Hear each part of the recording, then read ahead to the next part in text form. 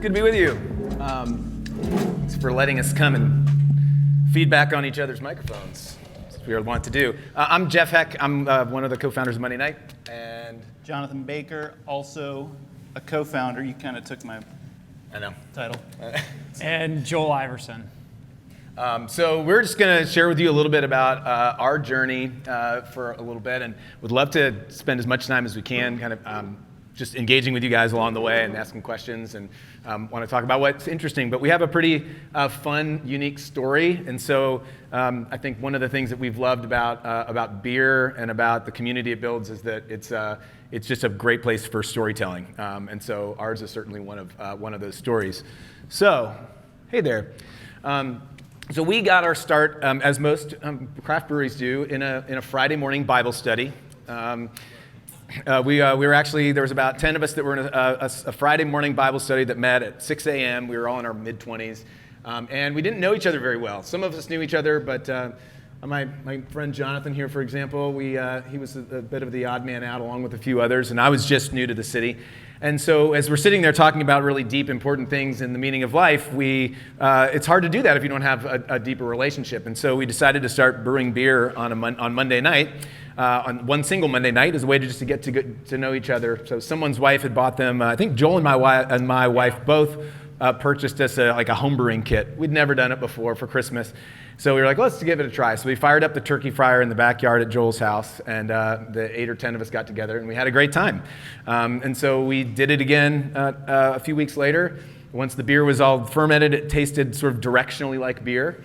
It had alcohol in it. It had alcohol in it, and it was a fermented beverage by technical standards. But that was about all you could really say about it. But so we decided to give it another try, and we kind of got better and better at it. And the three of us really began to enjoy the process, and would come early, would stay late, would come up with recipes, would hand wash bottles that we scrounged out of our recycling bins in order to bottle beer. Make labels at my printer at work.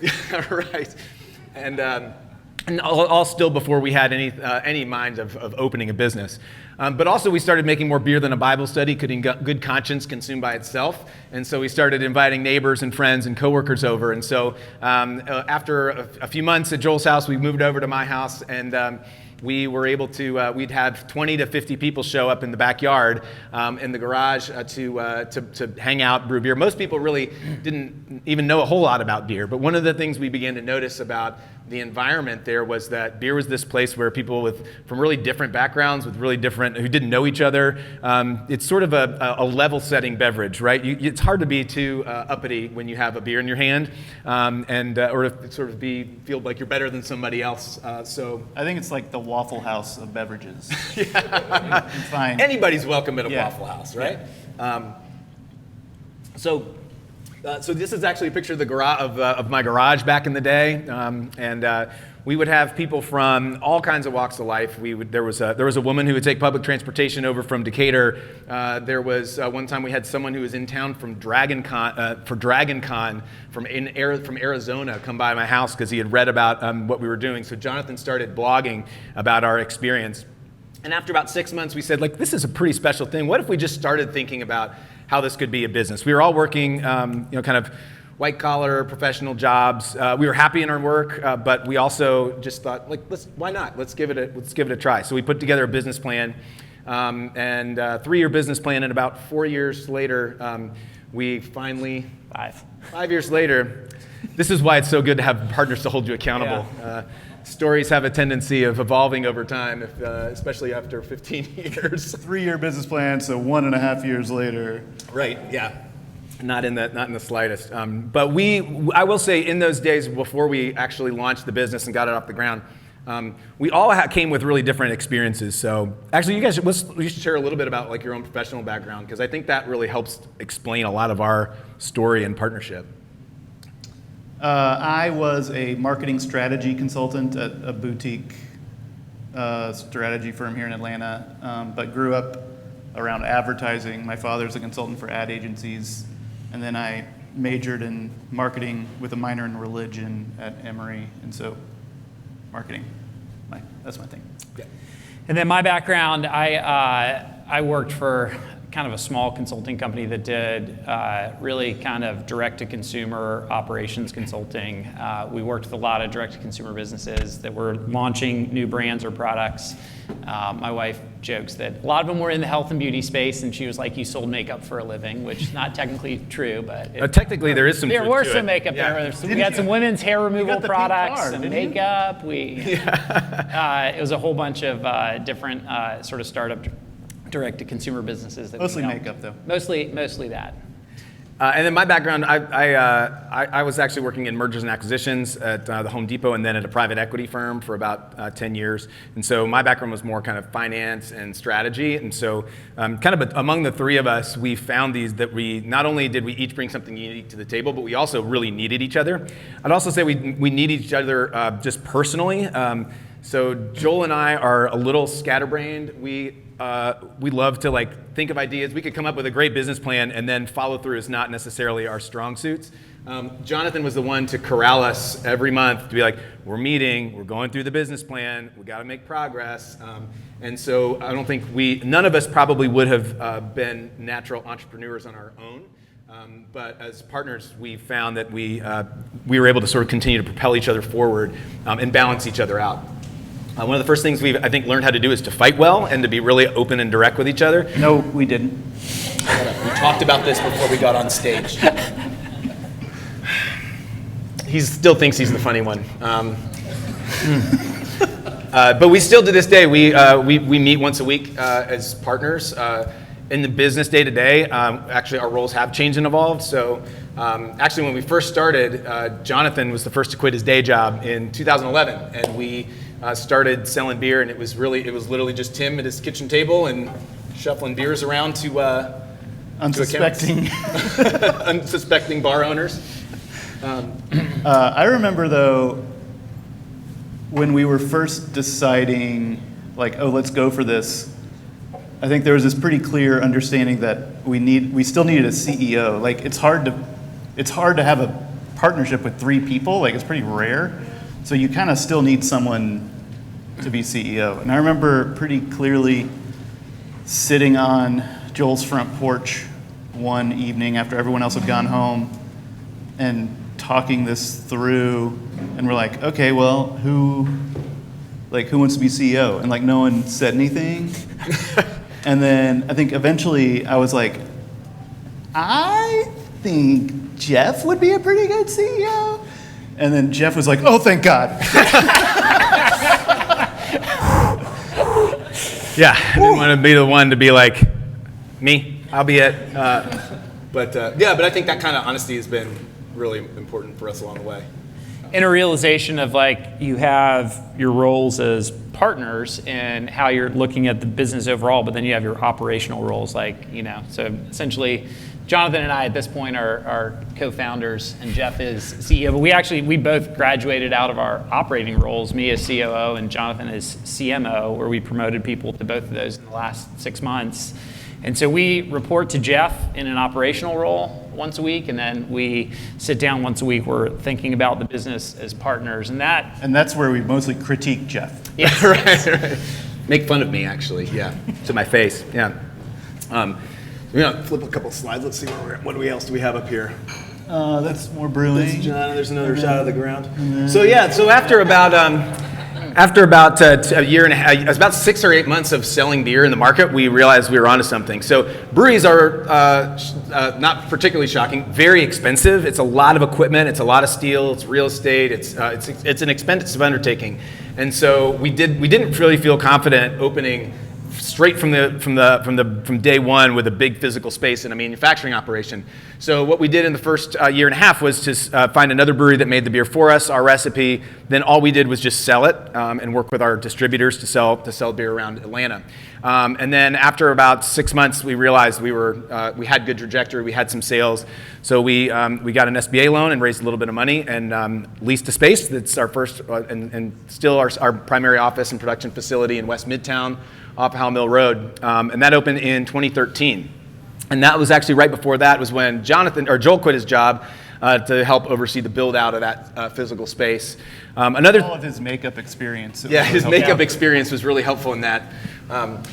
We also, one of the things we realized was we had brewed beer in a backyard, and as we talked to people in the brewing industry, we were like, what are we getting ourselves into here?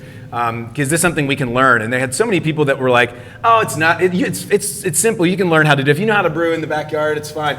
And as we got more into it, we realized, like, I don't know if that's true. So, so we hired a brewmaster from a brewery out in New Mexico.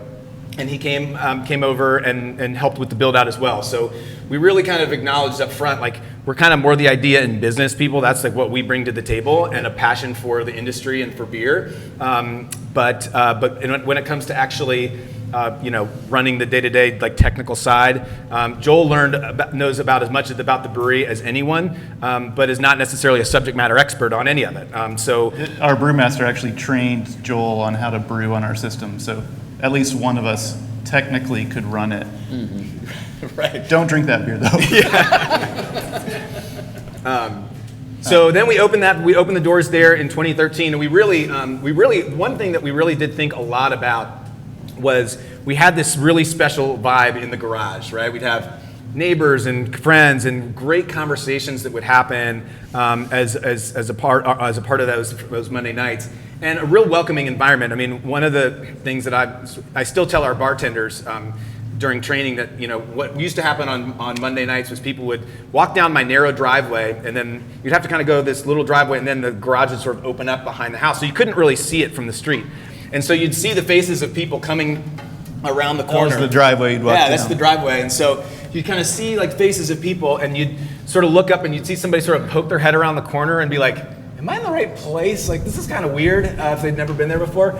And I told folks our job was if it was my house, the answer was, hey, good to see you. Are you new here? First time? Come on in. Let me introduce you to somebody. Tell you what we do here. And we really were a little nervous about losing that really special thing that was really about building community and connection among people in the backyard. And so as we built out our physical tap room and thought about what kind of business we wanted to be, we really wanted to preserve that special sense of hospitality, sense of belonging, of connectedness to one another. And so that in a lot of ways, the beer wanted to be absolutely fantastic, but oftentimes like not necessarily the focal point of the conversation. We love to create spaces and places where people can, if you need something to talk about, here's a beer you can talk. I can talk to you about Narwater lemonade all day long, but hopefully that moves the conversation into something more personal, something more important, something more meaningful. I would like to hear you talk to me about Narwater lemonade all day long.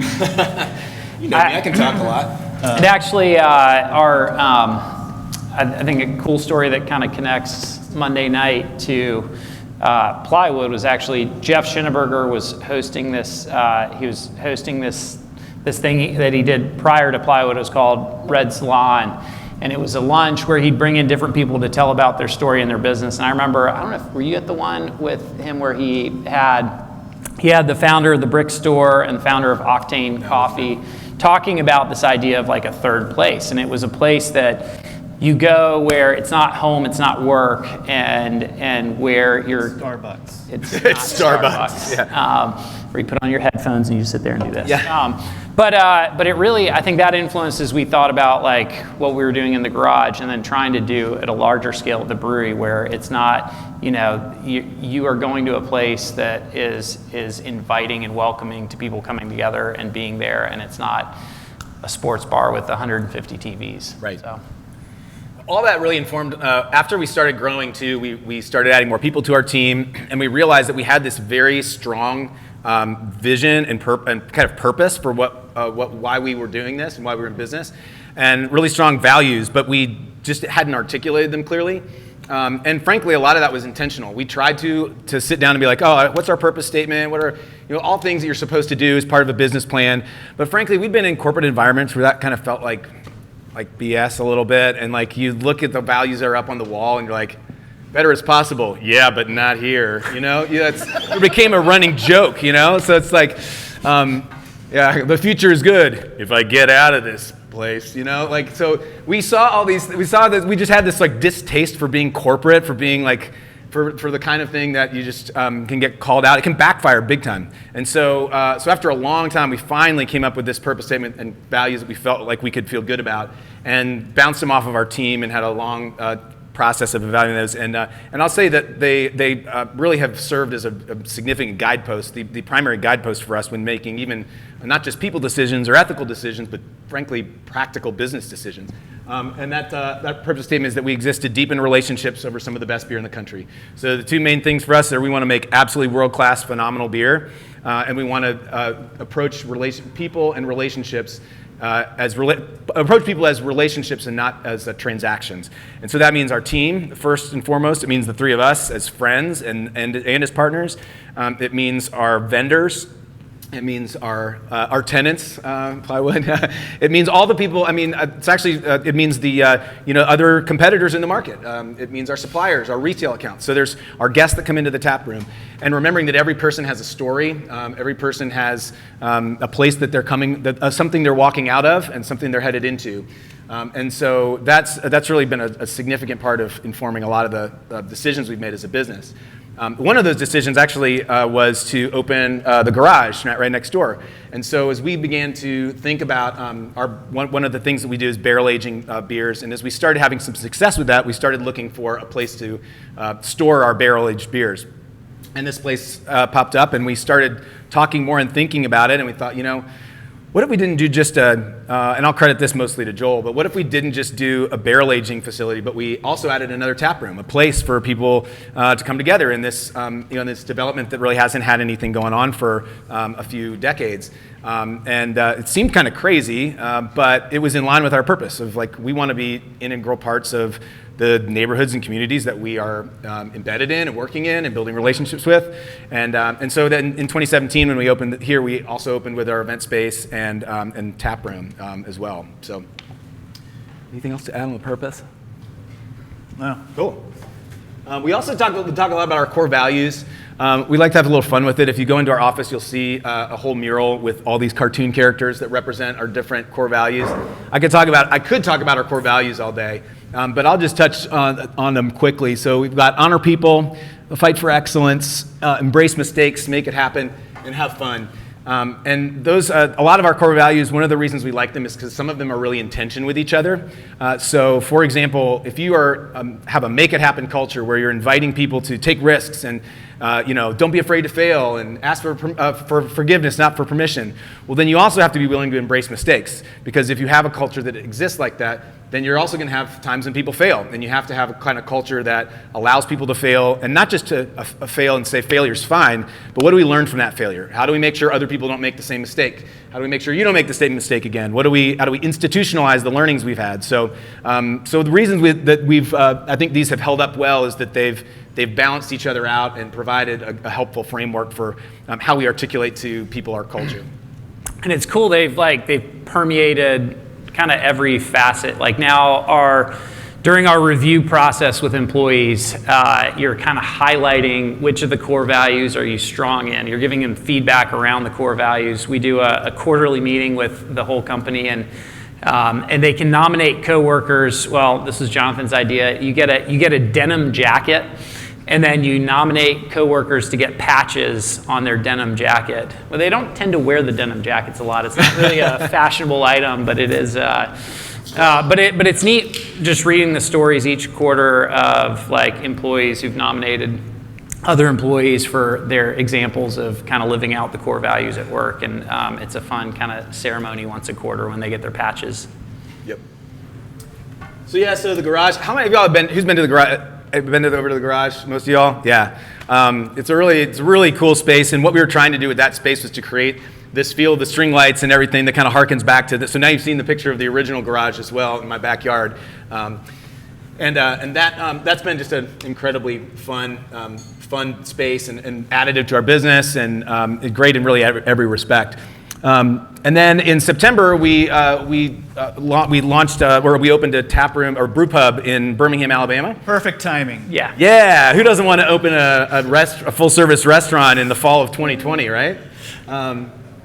But it had been planning for a while, and so we ended up kind of being able to delay it for a while, but we did finally open in September. We'd been selling beer in Alabama for about 6 years, and so this was another place where we were kind of a brand on a grocery store shelf or a brand on tap at a bar, but no physical place for people to like understand what makes Monday night special and to have to experience what we want them to experience. And so Birmingham is a really cool, growing, thriving town. We found a really neat space in an older industrial area close to downtown that's undergoing a lot of reinvestment. And so that's after a slow start during the sort of winter peak, has really picked up and is going to be, I think, really successful for us. And then we just announced that we are also opening a tap room in Nashville. I don't think I have a picture of that. You don't? Oh. No. Okay. Well, we're also going to be opening our fourth physical location in Nashville, Tennessee, where we've been selling beer for about 3 years. And so again, a city that is kind of at the cultural center of that market.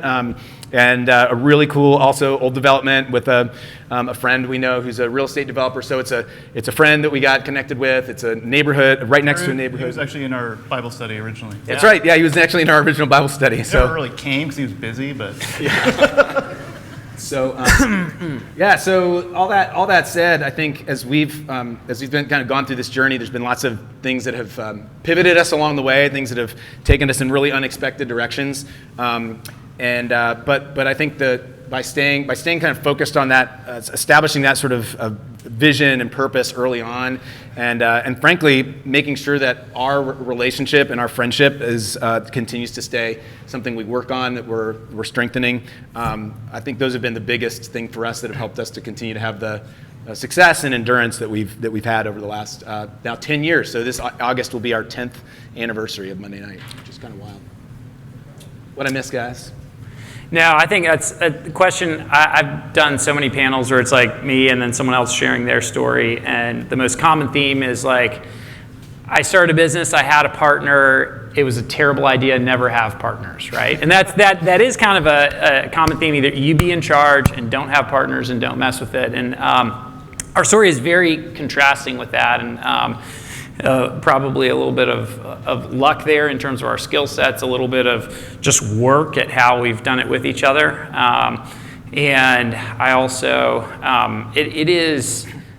we actually set out this thing early on. We talked about why do we want partners and said, hey, how great would it be if you could leave the business at some point for a few months and not feel like everything was going to fall apart. Anyone here who runs anything? Like that's the biggest terror is can I leave this for a few months and know that everything like won't fall apart? So that ended up being like one of our motivations that like, hey, at 7 years or some interval, take a sabbatical. So Jonathan took, was it 5 months? 6 months? 6 weeks. 6 weeks. Yeah, felt like a long time. Felt like 5 months to us, but he took a sabbatical. It was more than 6 weeks, right? no, it was 6 weeks. Hang on. Jonathan took a sabbatical. I'm gonna take one kind of at the end of the year for the first time. Yeah, yeah. I told you about this. Me, man. Come on. Offline. But it really just that's a gift to sort of have partners that you're aligned with and that you trust and are able to kind of do something like that, especially for. Yeah, and I think the other thing that's been really good for us for having one another is as our business has grown, each of us has thrived in different seasons of the business. So, Jonathan and Joel were on the ground Jonathan was like a one-man show, and then when Joel came in, he was maybe like the fourth person on the team, and so they were small and scrappy and doing everything. And frankly, like I could have done it, but it's not as much my strong suit. And when I came over full-time in 2016, the business we had about 30 full-time people. We now have about 60 or 70, over 100 full-time overall. And I really like that growing, scaling. Like, how do we take what we've built and like kind of get more institutionalize it, get it more kind of tighten it up, and preserve the culture as we grow.